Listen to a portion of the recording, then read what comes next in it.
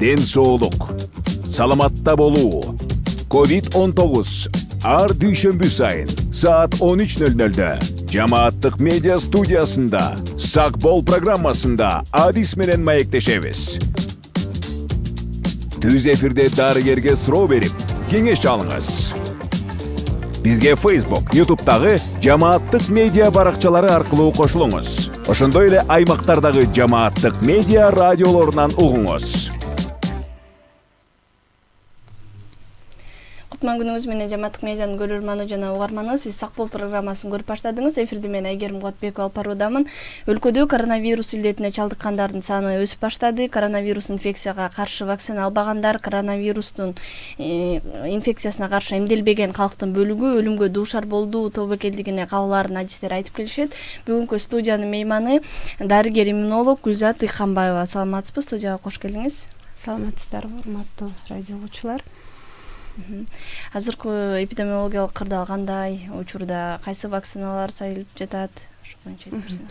Биз айта кетсек, 27-июньга чейин биз баягы тынч болуп, оорулар аз эле санда катталып келген.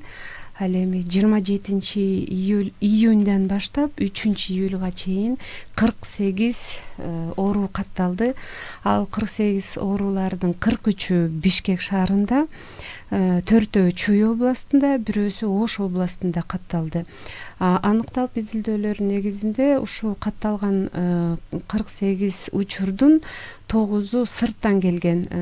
Биздин Турция элинен келген, Америка Кошмо Штатынан, Өзбекстан жана Россиядан келген жарандардан катталды. 9-у калгандары биздин жарандар болуп катталды. Буга чейин биз тынч атканбыз. Азыр ошо оорулар кичине көтөрүлүп келатат.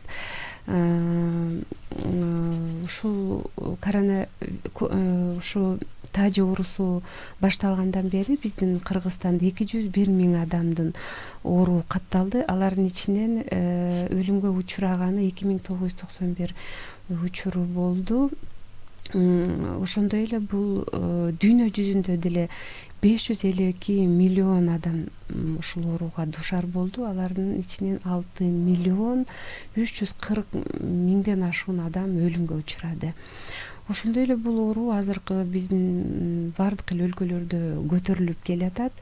Мен баягы немени карап көрсөм, Казакстанда бир күндө 554 учур аныкталып жатыптыр да. Бул ооруларды биз деген жашыл зонага кирип атабыз. Азыркы убакытта биз 27-июнга чейин оорулар аз катталып, баягы жокко эсе болуп калгандыктан биз бул ооруну унута калдык. Баягы биз кадимкидей жашап, эч нерсени сактабай, эмдөө жөнүндө унуттук. Айта кетсем, бул оорудан эң эле эффективдүү, эң эле баягы коопсуздуу сактоо алдын ала турган нерсе бул эмдөө болуп эсептелинет. Биздин аң сезимибиз ушундай экен. Бул оору баягы көтөрүлүп жаткан учурда, баягы абал абдан эпидабал орчундуу болуп жаткан убакта биз коркот экенбиз да, эмдөөнү эстейт экенбиз да, барып эмдөө алганга аракет кылат экенбиз да. Ал эми ушул 27-июнга чейин баягы абал жакшы болуп, баягы оору катталбай, кичине аздан эле катталып аткандыктан биз унута калып, эмдөөнү да унутуп калдык да.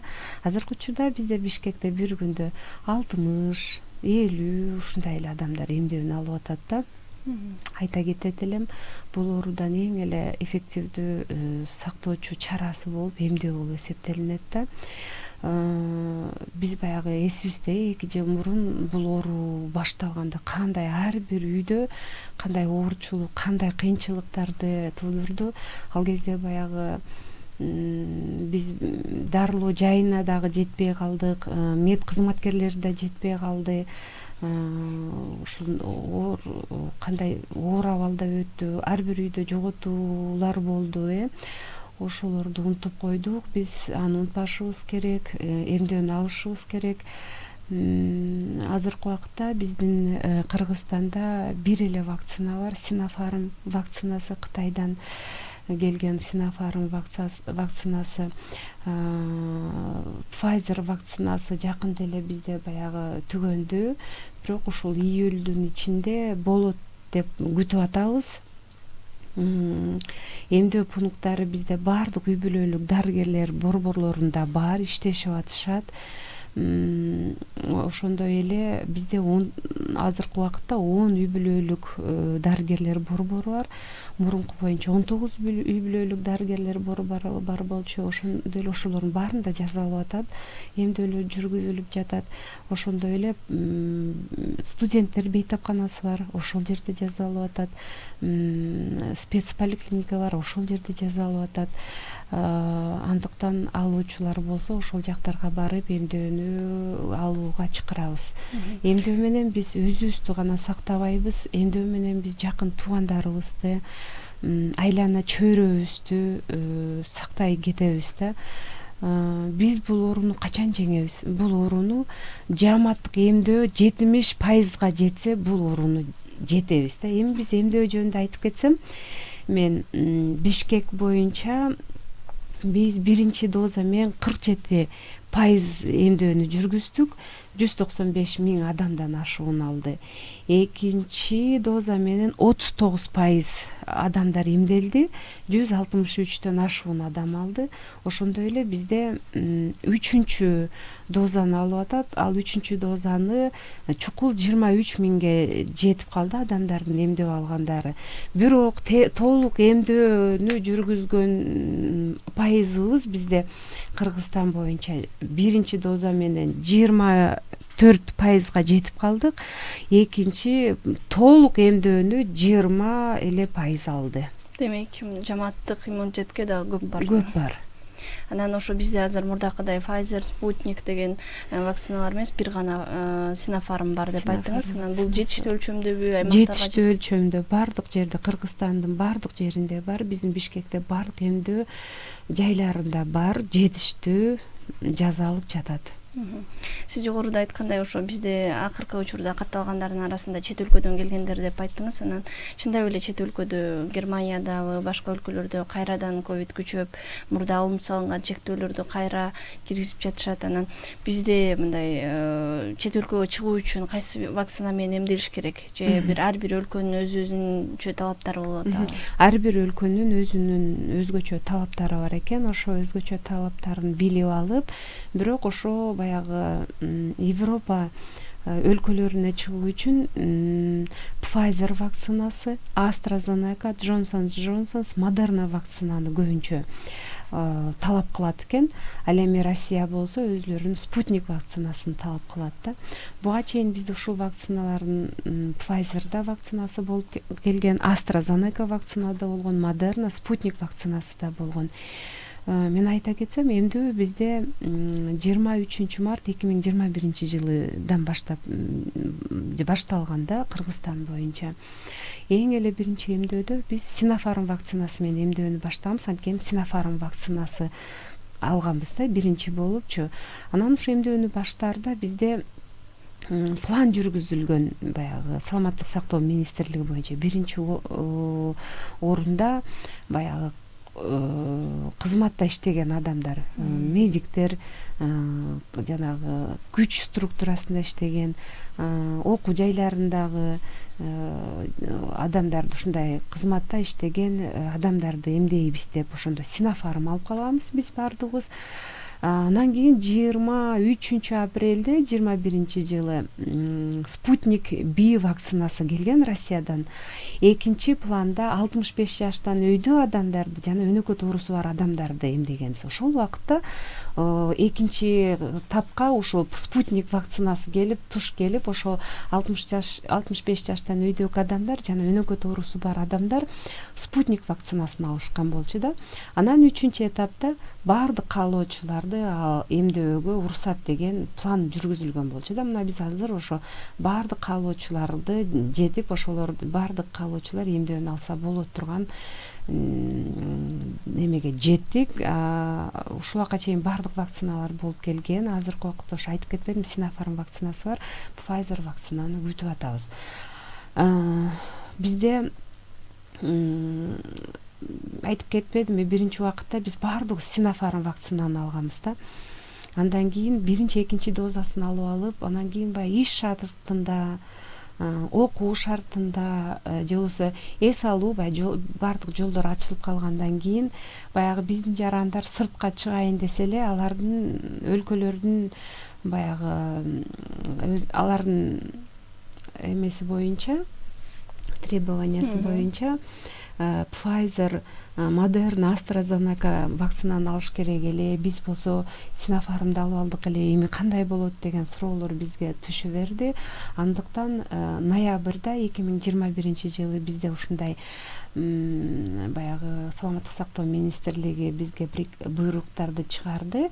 Ошол Sinopharm'ды биринчи, экинчисин алып бүткөн адам 1 айдан кийин кайрадан Pfizer'ды, Moderna'ны, AstraZeneca'ны өзү каалап тандаган баягы өлкөнүн требованиясы боюнча вакцинаны алууга 1 айдан кийин мүмкүн.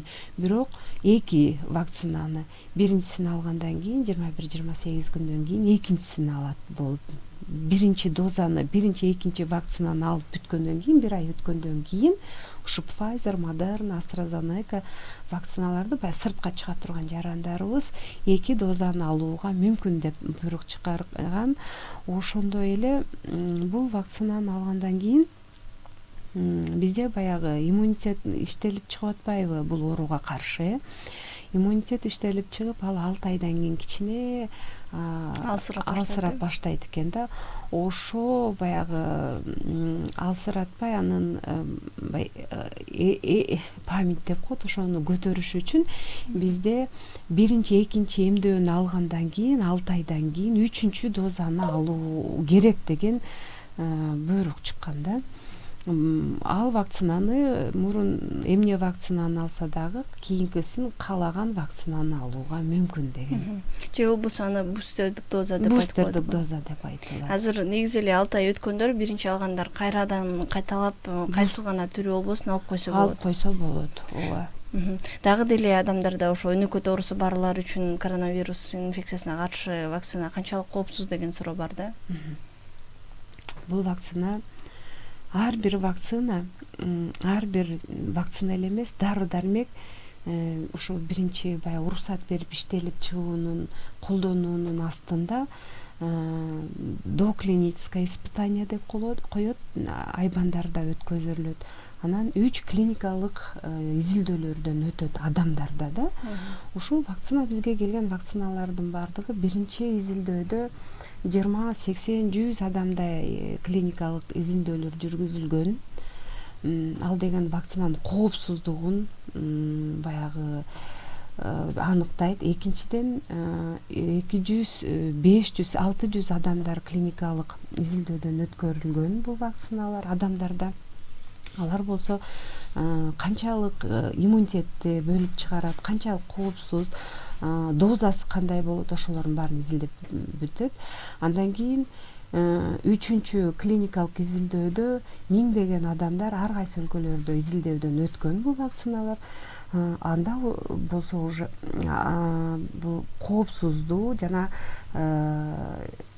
эффективдүү деген баягы аныктап тастыктагандан кийин гана биздин баягы изилдеп уруксат берүүчү органдар буларды баягы чрезвычайный ситуацияда колдонуучу препараттардын тизмесине кирип, анан гана бул препаратты колдонууга уруксат деп берилген вакциналар. Бул вакциналардын баардыгы коопсуздуу, эффективдүү деп анан кийин уруксат берилген вакциналарда. Бул вакциналар бизде гана колдонулбайт. Pfizer, Moderna, AstraZeneca көпчүлүк Европа өлкөлөрүндө, биздин Азия өлкөлөрүндө колдонулуп атат. Ошо баардык вакциналар өткөн.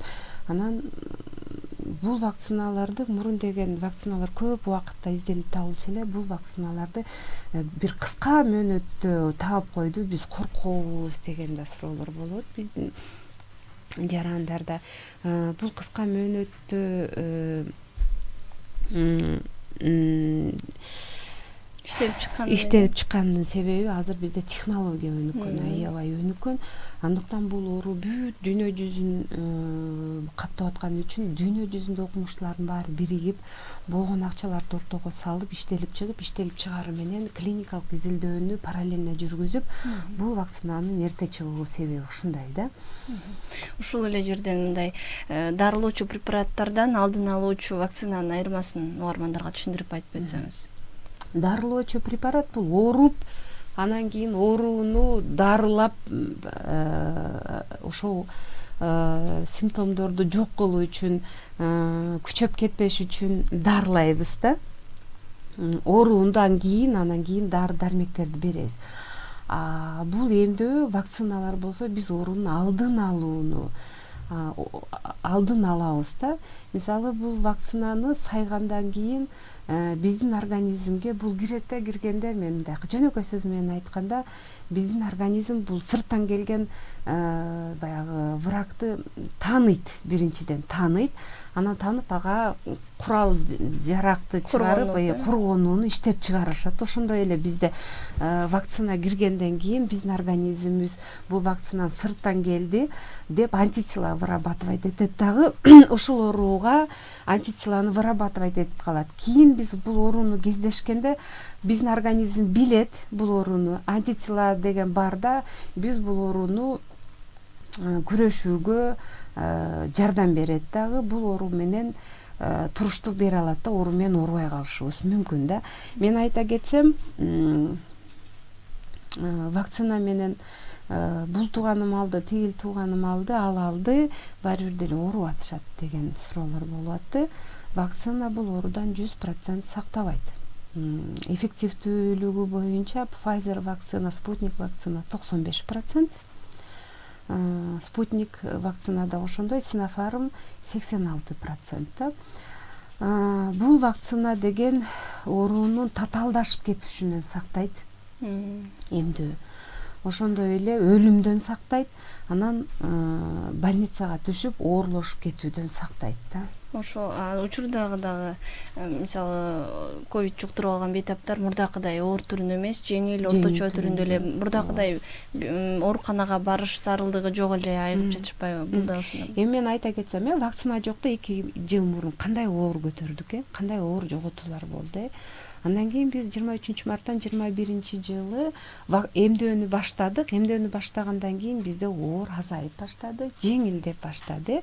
Бүт биз эле ошол убакта баштадык да, бүт дүйнө жүзү башталган үчүн, эмдөөнү баштаган үчүн бул вирус делечи бир адамдан чыгып экинчи адамга барып ал жашайт да, жашоо ареалын кеңейтет, баягы условия болуш керек ал жашаганга. Эгер мен эмделип алсам, сиз эмделип алыңыз, мен ооруп сизге вирусум барса деген, бир адамдан бир адамга барса, анын жашоосу кыйынчылык болуп калат. Анткени ал эмделген. Ошентип ал алсыздай баштайт. Ошондуктан биз баягы 70%га жетсек, бул ооруну жеңебиз дегенибиз, 70% адам эмделип калса, бул вирус жашай албай калат да. Алсыздайт да, ошол эле кеп да.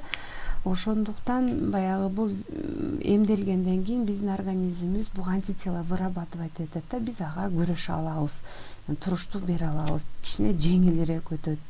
Ошону айта кетейин дегеним. Ооба, ошол эле учурда дагы эле адамдарда биз табигый түрдө ковидти жуктуруп, анан табигый иммунитет иштетип чыксак болбойбу деген дагы суроо жаралат. Мен ушул айтып кетейин, ооба. Биз деген көп жерге барып, түшүндүрүү иштерин жүргүзүп, окуу жайларына, баягы күч кызматкерлерине, армияда служба кылып аткан балдарга барып өтүп атсак айтат, эже дейт, биз деген тоң майды менен чеснокту аралаштырып эле ичип жакшы болуп кеттик дейт. Бирөөсү айтат, тигини ичип жакшы болуп кеттик дейт. Өзүбүз эле жакшы болуп кеттик, вакцинасы жок эле жеңип атабыз, Кудай буйруса депчи. Эми мен айта кетет элем, баягы бул оору жаңы. кандай болот, эмне болот. Бул оору жаңы баштаганда бизге сабак болуп, ковид деген эмне экенин билбейт элек. Бизге айтты эле, бул оору көпчүлүк учурда баягы 65 жаштан өйдө баягы кары адамдарды оор өтөт. Анан өнөкөт оорулары бар болсо ошолор оор өтөт да өлүмгө ошолор дуушар болот. Жаштар жеңил эле көтөрөт дедиле. Бирок 2 жылдагы мурунку ооруду биз көрдүк. Жаш да ооруду, карысы да ооруду, өнөкөт оорусу бары дагы бул дүйнөдөн өтүп кетти. Өнөкөт оорусу жогу да өтүп кетти. Колунда бары да ооруду, колунда жогу да ооруду да өтүп кете берди. Андыктан бул оору жаңы, буну изилденип атат, толук изилденип бүтө элек. Бул оору менен ооба жеңил оорушуп атышат, көпчүлүк жеңил оорушуп атышат. Бирок жеңил ооруган менен бул жеңил формасы менен дагы оор формасы менен ооруса да бул оору өзүдөн кийин изин калтырып кетет экен. Постковидный синдром деген бар экен. Постковидный синдромго кичине токтолуп кетсем, жеңил формасы менен ооруса дагы, оор формасы менен ооруса дагы адамда баягы постковидный синдром калып калат экен, изи калат экен. Кээ бирдики бир 2-3 неделяда өтүп кетет экен тезинен, а көпчүлүктүкү көп учурга калат экен да.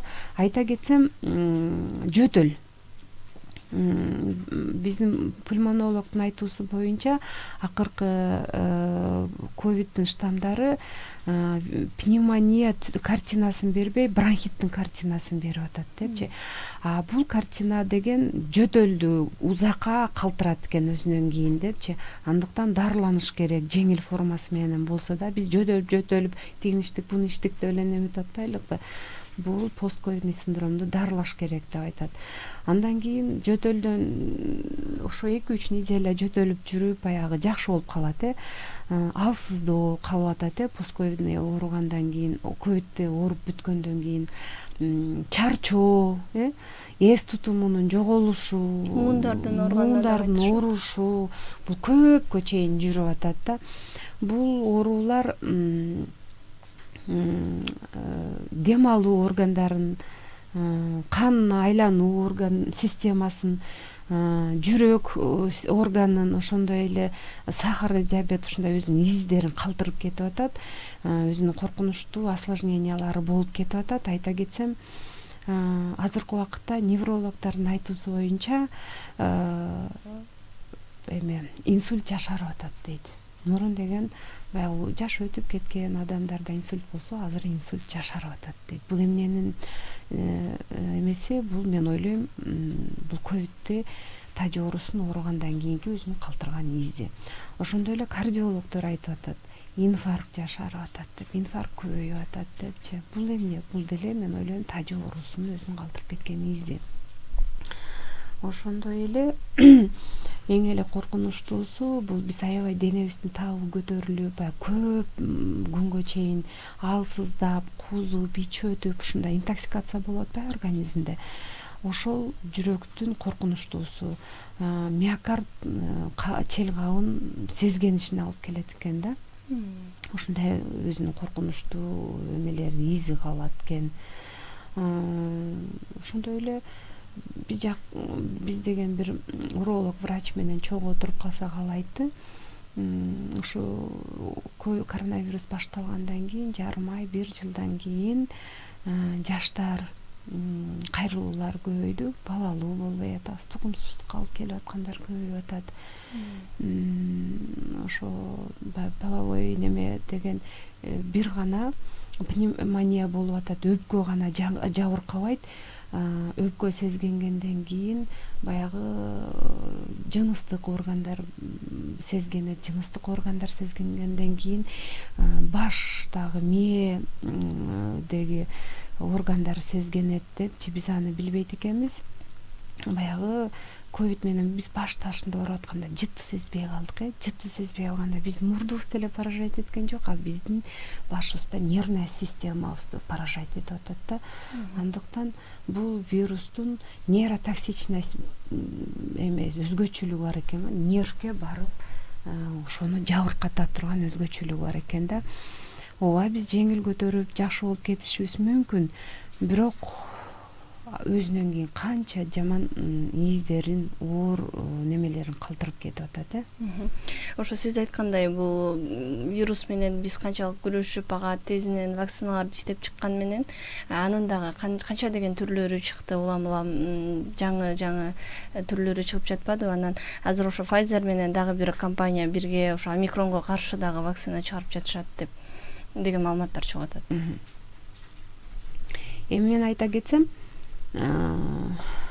ошо түрлөрү болуп атат, альфа, гамма деп, омикрон деп. Омикрон январдан баштап бизде каттала баштады. Омикрон мурунку штамдарына караганда жеңил өтөт экен, бирок жеңил өткөнү менен анын тарашы аябай бат болот экен да. Ал биздин мед кызматкерлерине баягы нагрузка берип, баягы госпитализация немелерге күч келтирет деп ошондой болду го. Бирок жеңил өтөт деп. Мен айта кетсем, ушул вакциналардын бардыгы эле иммунитет клеточный уровеньде, анан гуморальный уровеньде вырабатываться этилет да. Андыктан ушу кандай штаммы болсо дагы ошого күрөшүү баягы эмеси калат да, памяти калат да.